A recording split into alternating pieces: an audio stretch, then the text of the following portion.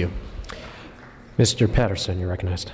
Thank you, Mr. Chairman, members. I too rise in support as Vice Chair of the Utility and Commerce Committee and congratulate my colleague for the bill.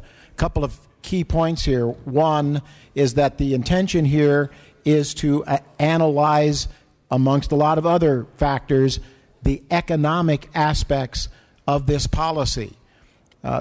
Our ratepayers deserve a grid that is stable and a grid that is affordable. There's been talk here on the floor about integration in the western United States. We run into a problem, and I hope this council will look into it because it is vital. In order to connect in the western United States, we have a basic governance problem with respect to the ISO.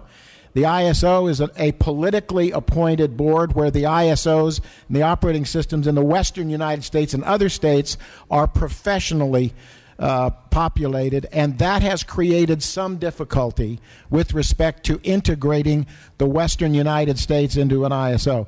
These are important matters that, frankly, should have been reviewed and should have been looked into prior to AB 32 and prior to the RPS setting. Thank goodness we have learned from the mistakes, and let's hope that this council takes seriously its responsibility. I know that I will be looking over their shoulder as a member of this body and as Vice Chair of Utility and Commerce, and if I know my colleague at all, the author, he will be looking over their shoulder as well. Data is important. We cannot overbuy, overprice, and we cannot pick and choose winners going forward. The word target was used here by others. That has not been the case. We heard that with the author with respect to the other AB 32 bill and the extension to the 50% as being a mandate. If, in fact, we mandate, we must have absolute quality data in order to determine whether or not the mandate itself is creating an impediment to getting to where we want to go. So I hope that good science, a depoliticized approach to this, and one that looks thoroughly, including the economic impacts to our ratepayers with respect to what we're going to do going forward. And so I commend the author and ask and urge your I vote. Mr. Jones, you're recognized. Thank you, Mr. Speaker. And I rise in support of the arguments in support of the bill. I just have some concerns about the bill itself as it progresses from our House to the Senate and then back on concurrence. I abstained in appropriations, and I think I just need to ask a question of the author, if I can, Mr. Speaker. Without objection. To the author, our analysis previously had a support recommendation on the bill. There was some amendments taken on May 28th that removed some language that was supportable. That language stated recommends requiring the Air Resources Board to develop metrics to, quote, prospectively evaluate the potential greenhouse gas emissions benefits of proposed projects. And I'm sincerely interested in why those comments were taken out. Well, what I can assure you is that going forward, we will have numbers as to how expensive various approaches are. I will be asking the ISO and others. We will have a hearing in conjunction with Mr. Rendon's, member from L.A., with the Utilities and Commerce Committee, and we will be able to ask those questions. We will make sure that there are answers. Thank you. Thank you. Back on my own time, Mr. Speaker. I think moving forward from today, I'm going to abstain on the bill and watch for it to come back on concurrence. I certainly trust the author and support what he's trying to accomplish here. Unfortunately, sometimes the process here between the two houses becomes muddled, and I'm just concerned that the bill will come back in a less supportable condition than it is today, since it's already moving in that direction, and I'll look for it on concurrence. Thank you. Assembly Member Grove. Thank you, Mr. Speaker. I, too, rise in support of this bill, but I did want to make a comment and follow up with my colleague from Santee. And I know the author's intent, and I would appreciate it addressing this in the close. My colleague from Santee addressed the language that was in the bill that it required California Air Resources Board to better evaluate the benefits and consequences of various greenhouse gas emissions reduction strategies pursuant to AB 32, and that language was removed. I think to move forward on things, it actually is real beneficial to make sure that we understand the benefits of what greenhouse gas emissions, reducing those offer, and the consequences for leakage and job loss and things like that. So I'd ask my colleague or the author to please address that in his close. Thank you. Seeing no further debate, Mr. Quirk, you may close. Yes, I would just like to assure everyone that... Point of order. On the floor? State your point of order. We have a speaker on the floor. Ms. Kim, if you could please raise your mic. Thank you, Speaker and members. I was going to, initially, this has a lot of supportive provisions, which included LAO's recommendation requiring the Area Resources Board to develop that metrics to prospectively evaluate the potential greenhouse gas emission benefits of proposed projects. My colleague, my seatmate, has raised all that concerns that I was going to point out, but the amendments that was taken on May 28 still is a concern to me. For those reasons, I just cannot see myself supporting it. For the record, I would like to oppose this bill, and I hope some of the members will follow suit. Thank you. Thank you. Colleagues, I just remind folks to please put up your microphones in a timely manner. With that,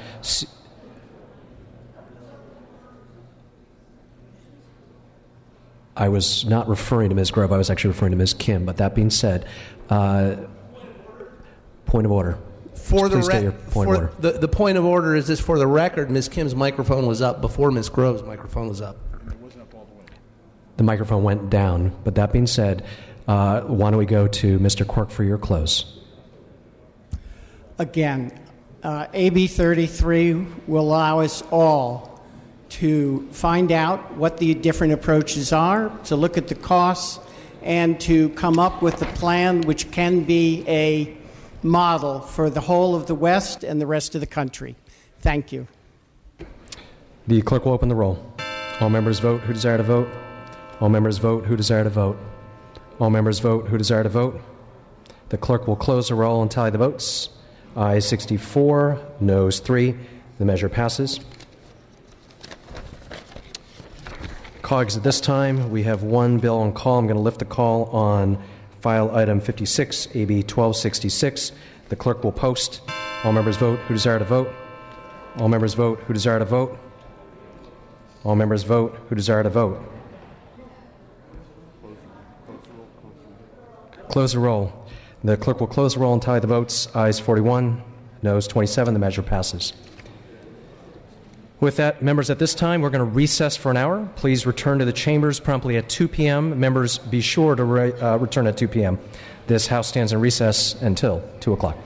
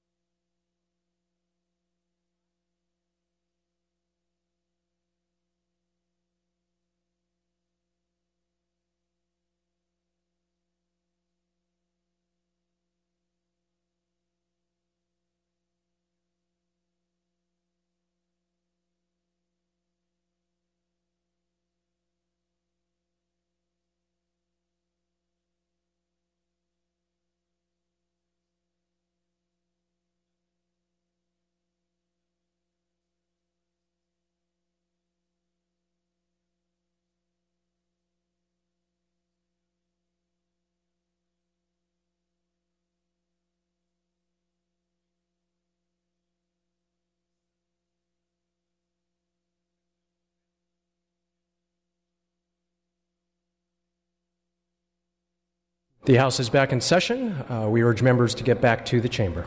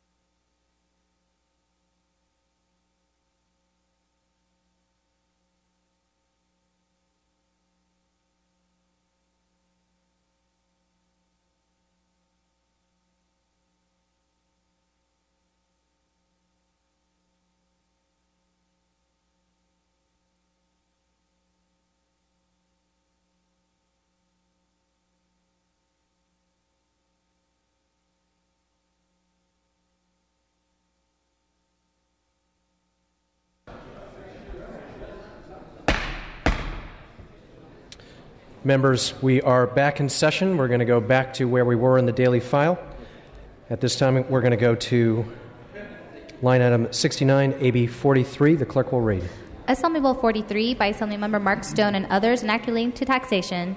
Assemblymember Stone, you're recognized. Thank you, Mr. Speaker. Members, there's been a lot of talk over the last number of years about poverty in California, moving people out of poverty in California and trying to do something about it. The debate ranges at the national level and certainly at the state level. And here before you is a measure to do just that. An earned income tax credit at the federal level has been a proven mechanism to move people out of poverty. The federal measure, in fact, has moved 1 million or more people, almost 300,000 kids out of poverty. It's been that effective.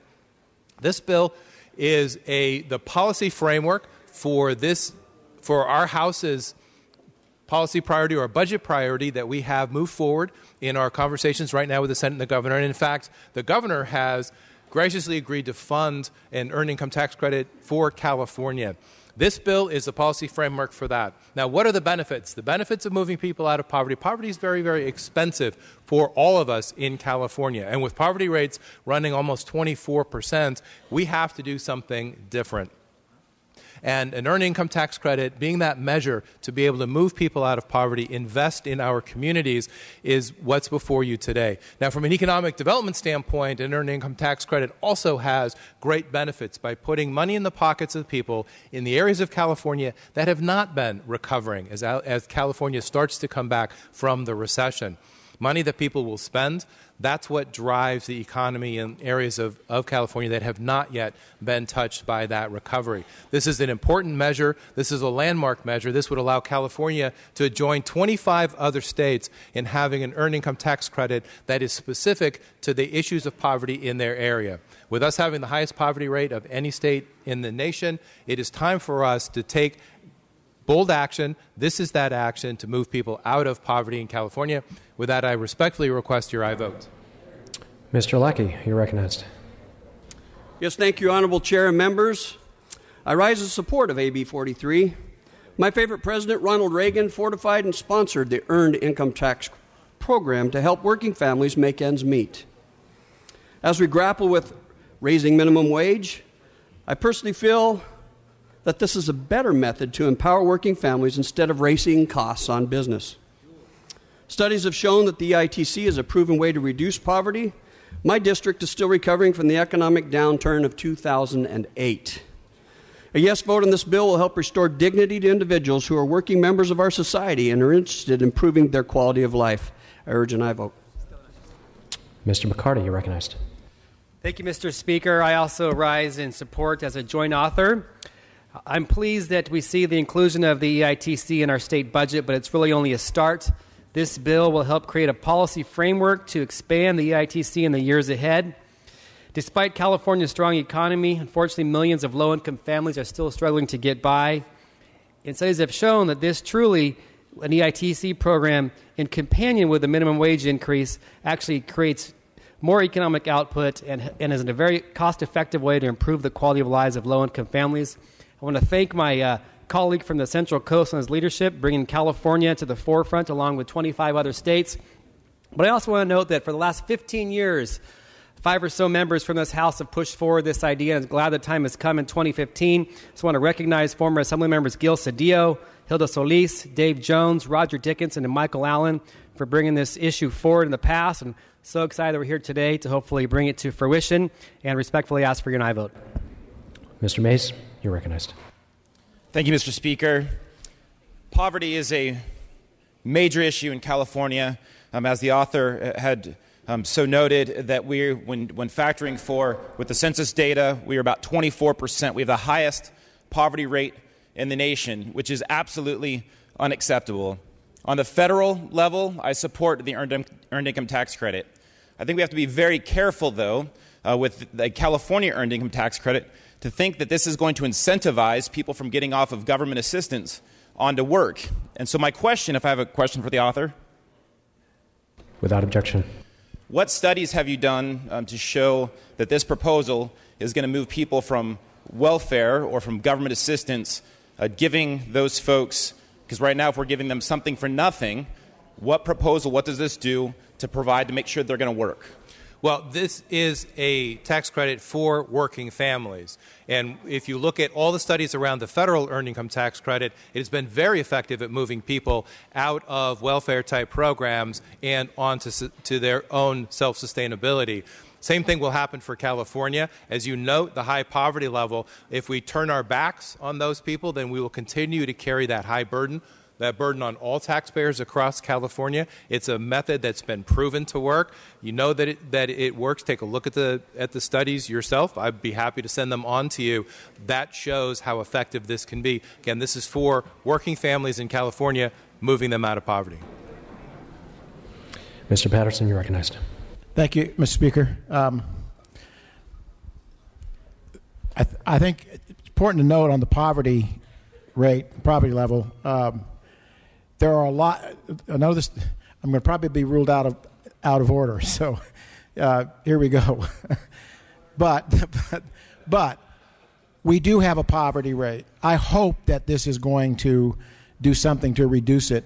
But an awful lot of the poverty rate in California is driven by the high cost of living, and much of the high cost of living is driven by very policies that come out of this House.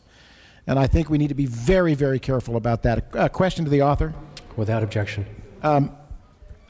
When I saw this in committee, there was a price tag of about $1,200,000,000, something like that.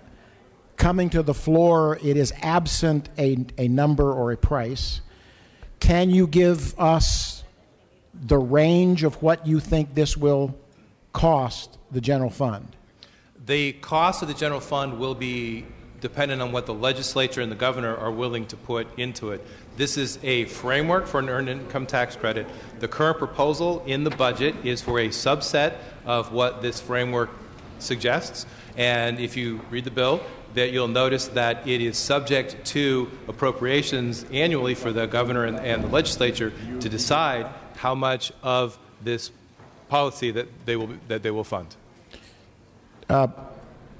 Understand that your estimate for this to be effective in the committee had over $1 billion price tag. Can you help us understand what kind of a range? What I'm hearing is it's from $350 million, I guess that's the governor's number, to whatever this legislature appropriates. Is that correct? I answered your question.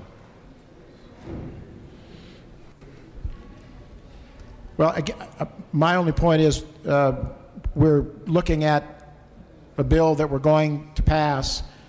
It is a framework. We need to understand that there's a high price tag, and I think we need to know what that price tag is as we go forward. And I'm going to reluctantly have to oppose the bill.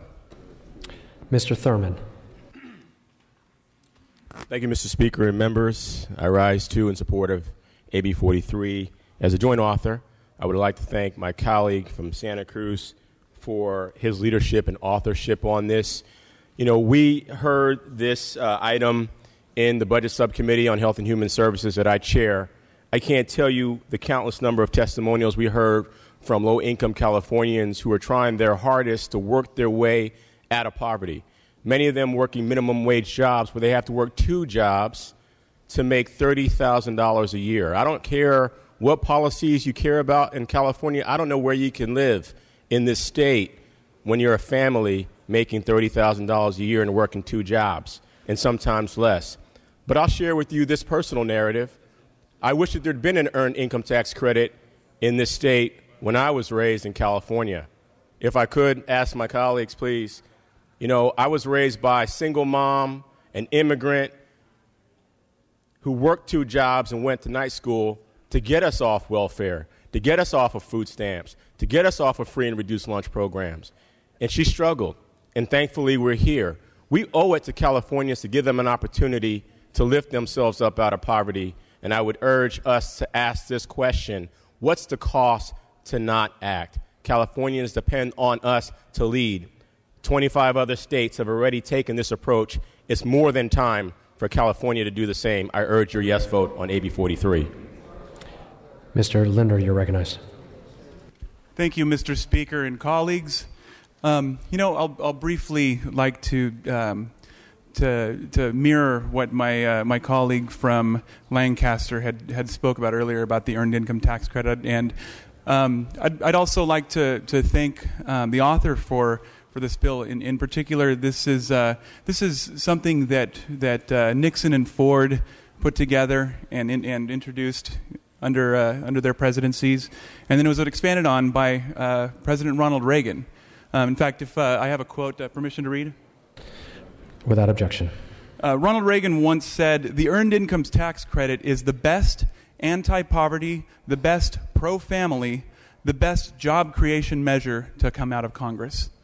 You know, I think I can speak for my Republican colleagues that in concept we support this, and that we anticipate to see what this bill will look like. Seeing and hearing no further debate, Assembly Member Stone, you may close. Thank you, Mr. Speaker. Members, this is a momentous time for California to stand up for a mechanism that works to pull people out of California, or to turn our backs on the poor and the impacts that that has across our state and the tremendous cost. If you have a better idea, bring it forward. This is a proven mechanism. We know that it works. We know it's probably the best way. It is a bipartisan solution to poverty in California, and I urge your aye vote.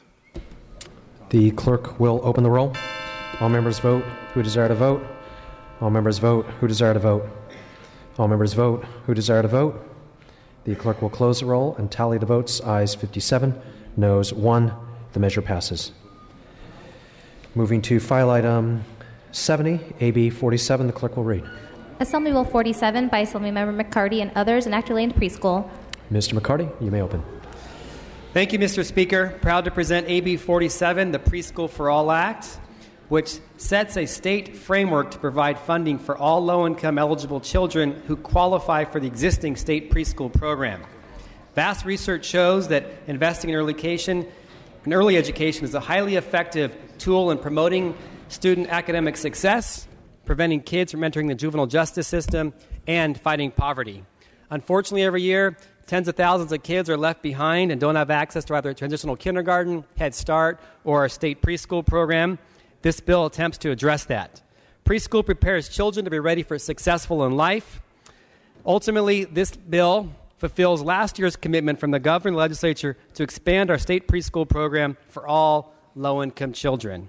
Now is the time to make a wise investment and expand preschool quality early education for all low-income eligible students. I respectfully request your aye vote. Mr. Eduardo Garcia, you're recognized. Mr. Speaker and members, I rise as a proud co-author of AB 47. As the chair of the Jobs Committee, I believe that a quality early childhood education is vital to maintaining a competitive workforce, and I respectfully ask for your aye vote. Mr. Bonta, you're recognized. Thank you, Mr. Speaker and members. I rise as a proud co-author of AB 47, which builds on this body's efforts to build a stable, comprehensive, and adequately funded, high-quality early learning and education support system in the state of California. As chair of the Health Committee, I've seen how early childhood education and preschool are critical to the healthy development of children. We must do more for our young learners, and AB 47 is a necessary step in that direction. I urge your aye vote. Mr. Chavez, you're recognized. As chair of the K-12 Education Committee, as somebody who actually ran early childhood education at Camp Pendleton, there is probably nothing we do that could impact a child's preparedness to go to school as invest in 0 through 5 education. A short factual statement. When I sat on the Oceanside Unified School District School Board, they were telling us all the indicators to ensure that children would not do well in school. They said they would come from low economies. They moved often. They would be of mixed marriage, different languages within the home. All the characteristics they laid out. But when you looked at the academic performance of the schools in the Oceanside Unified School District, the best schools were schools on Camp Pendleton because all the children at Camp Pendleton were afforded quality 0 through 5 early cognitive development of children. The Department of Defense recognized that the challenges of the military family with parents moving all the time, with the enlisted at a very low level receiving food stamps, that the best way that they could ensure their children to be prepared was to invest in these programs. When I had the opportunity to run those programs and see the impact they've had, I can tell you there is no greater impact we'll make in moving our children forward than early cognitive development of children. Is this expensive? Yes. Is this the total program? No. But we need to have a discussion on it. We need to recognize it. And I would suggest to you it's much cheaper to ensure that children are prepared for school, have a good education, than it is to incarcerate them when they drop out of school. I strongly recommend a support on this. As a Republican who understands the importance of families, I say this is a good family vote. I ask all my colleagues to vote for it.